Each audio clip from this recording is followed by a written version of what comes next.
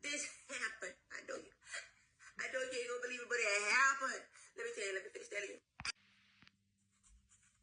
Okay, let me tell you about this. I call this the mumps. Let me tell you about the mumps.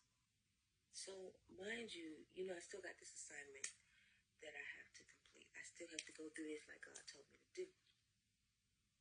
So I'm still going back and forth over to my ex's family's house, checking in, saying hello, that sort of thing. So one particular day I go over there, and one of the uncles says to me, Sean, my ex-wife needs someone to look after her. She's been sick lately, and she needs somebody to come over and cook for her, take care of the home for her, run errands, that sort of thing. Would you be willing to do it? And I said, no, I'm good. I don't want to do that. I don't have to. So no, see if you can find somebody else. So he says, are you sure? He says, because, we know your situation and everything, and you would be helping her and she'd be helping you out. I said, no, I'm good now. I'm straight. I don't need to go over there. Oh, he doesn't listen to me. He calls his ex on the phone, has her on the line, and he says, talk to her, Sean. Just talk to her for a minute. Just talk to her for a minute and see what she says.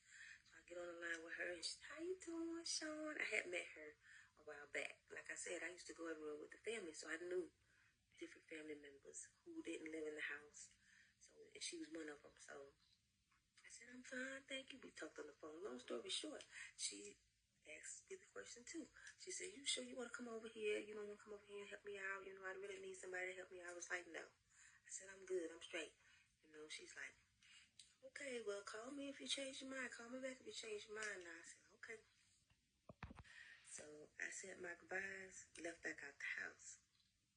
Went back, had my business for the day, went back to the house where I was living. So I go back there, I watch TV, eat me something, relax. I was like, no way am I leaving. This plush home is quiet. Yeah, he got his lady friends, but he's gone most of the time. I'm not giving this up. No.